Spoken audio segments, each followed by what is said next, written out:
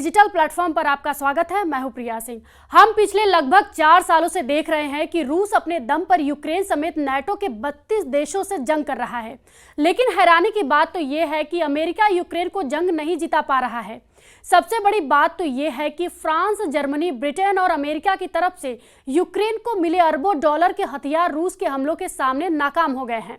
ऐसे हालात में जर्मनी और ब्रिटेन को ऐसे देश हैं जो रूस को हर हाल में जंग हारने पर आमादा हैं। द हेग में हुई नाटो समिट में भी ऐलान किया गया है कि रूस को हराने के लिए नाटो के सभी 32 देश मिलकर 5% ज्यादा पैसा रक्षा बजट पर खर्च करेंगे और अगले 10 सालों में रूस को तबाह कर देंगे।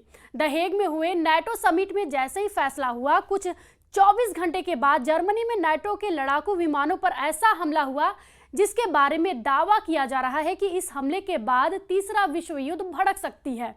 जरा इन तस्वीरों को देखिए और पूरी खबर को समझिए। क्या रूस ने जर्मनी के अंदर नाटो वाहनों को नष्ट कर दिया है? क्या मॉस्को ने यूक्रेन की रणनीति अपना ली है? क्या रूस की केजीबी ने जर्मनी में नाटो के हथियारों पर हमला किया है? खबर के दावों के मुताबिक रूस ने नाटो पर हमले तेज कर दिए हैं।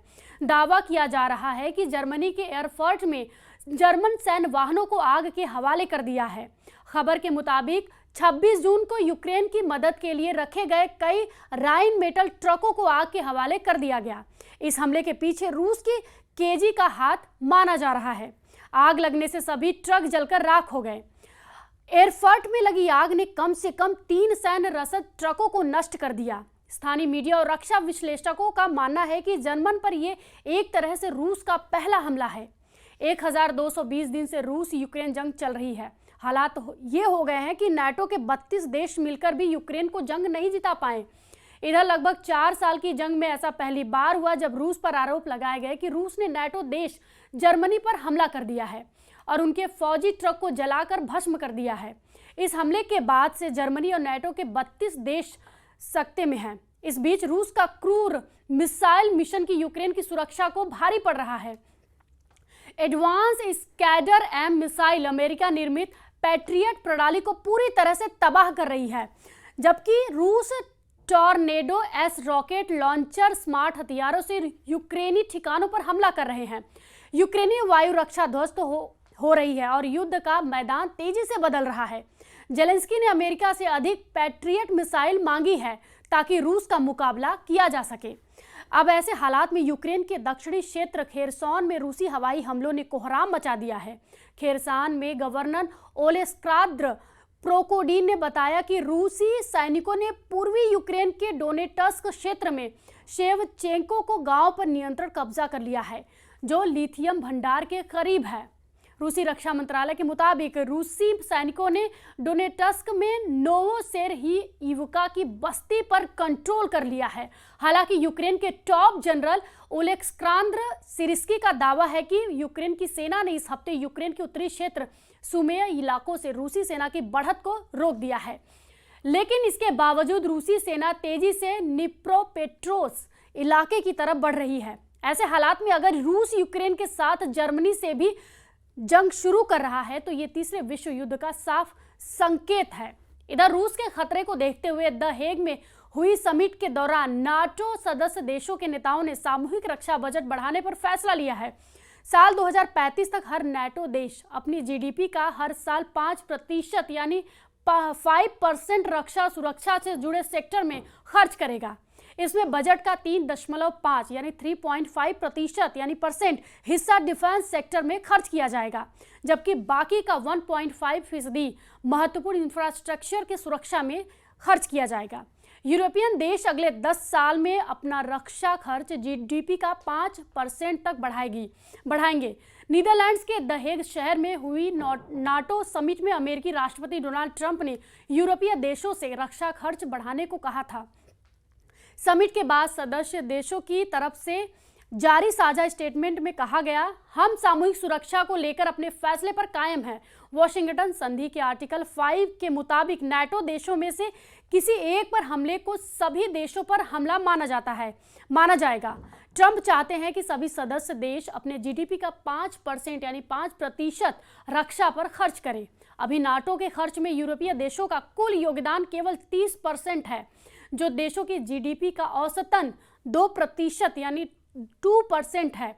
इस बीच खबर है, स्पेन ने साफ कर दिया है कि वो अपनी जीडीपी का 5% रक्षा खर्च पर नहीं लगा सकता।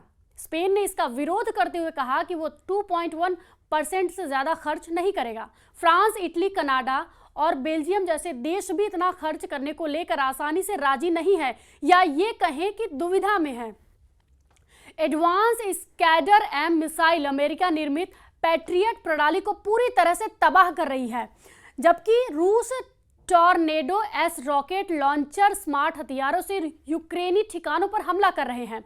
यूक्रेनी वायु रक्षा ध्वस्त हो रही है और युद्ध का मैदान तेजी से बदल रहा है। जेलेंस्की ने अमेरिका से अधिक पैट्रियट मिसाइल मांगी है ताकि रूस का मुकाबला किया जा सके। अब ऐसे हालात में यूक्रेन के दक्षिणी क्षेत्र खेरसॉन में रूसी हवाई हमलों ने कोहराम मचा दिया है। खेरसॉन में गवर्नर ओलेस्क्राद्र प्रोकोडीन ने बताया कि रूसी सैनिकों ने पूर्वी यूक्रेन के डोनेट्स्क क्षेत्र में शेवचेंको को गांव पर नियंत्रण कब्जा कर लिया है, जो लिथियम भंडार के करीब है। रूसी रक्षा मंत्रालय के मुताबिक रूसी सैनिकों ने डोनेट्स्क में नोवोसेरहीइवका की बस्ती पर कंट्रोल कर लिया है। हालांकि यूक्रेन के टॉप जनरल ओलेक्सांद्र सिरिस्की का दावा है कि यूक्रेन की सेना ने इस हफ्ते यूक्रेन के उत्तरी क्षेत्र सुमेय इलाकों से रूसी सेना की बढ़त को रोक दिया है। लेकिन इसके बावजूद रूसी सेना तेजी से निप्रोपेट्रोस इलाके की तरफ बढ़ रही है। ऐसे हालात में अगर रूस यूक्रेन के साथ जर्मनी से भी जंग शुरू कर रहा है तो ये तीसरे विश्व युद्ध का साफ संकेत है। इधर रूस के खतरे को देखते हुए द हेग में हुई समिट के दौरान नाटो सदस्य देशों के नेताओं ने सामूहिक रक्षा बजट बढ़ाने पर फैसला लिया है। साल 2035 तक हर नाटो देश अपनी जीडीपी का हर साल 5% यानी 5% रक्षा सुरक्षा से जुड़े सेक्टर में खर्च करेगा। इसमें बजट का 3.5 यानी 3.5% यानी परसेंट हिस्सा डिफेंस सेक्टर में खर्च किया जाएगा, जबकि बाकी का 1.5% महत्वपूर्ण इंफ्रास्ट्रक्चर की सुरक्षा में खर्च किया जाएगा। यूरोपियन देश अगले 10 साल में अपना रक्षा खर्च जीडीपी का 5% तक बढ़ाएंगे। नीदरलैंड्स के द हेग शहर में हुई नाटो समिट में अमेरिकी राष्ट्रपति डोनाल्ड ट्रंप ने यूरोपीय देशों से रक्षा खर्च बढ़ाने को कहा था। समिट के बाद सदस्य देशों की तरफ से जारी साझा स्टेटमेंट में कहा गया, हम सामूहिक सुरक्षा को लेकर अपने फैसले पर कायम हैं। वॉशिंगटन संधि के आर्टिकल 5 के मुताबिक नाटो देशों में से किसी एक पर हमले को सभी देशों पर हमला माना जाएगा। ट्रंप चाहते हैं कि सभी सदस्य देश अपने जीडीपी का 5% यानी 5% रक्षा पर खर्च करें। अभी नाटो के खर्च में यूरोपीय देशों का कुल योगदान केवल 30% है, जो देशों की जीडीपी का औसतन 2% यानी 2% है। इस बीच खबर है, स्पेन ने साफ कर दिया है कि वो अपनी जीडीपी का 5% रक्षा खर्च पर नहीं लगा सकता। स्पेन ने इसका विरोध करते हुए कहा कि वो 2.1% से ज्यादा खर्च नहीं करेगा। फ्रांस, इटली, कनाडा और बेल्जियम जैसे देश भी इतना खर्च करने को लेकर आसानी से राजी नहीं है, या ये कहें कि दुविधा में है। अब देखना होगा रूस नाटो के 32 देशों से एक साथ मुकाबला कैसे करता है। इस पे आपकी क्या प्रतिक्रिया है, हमें कमेंट बॉक्स में जरूर बताएं।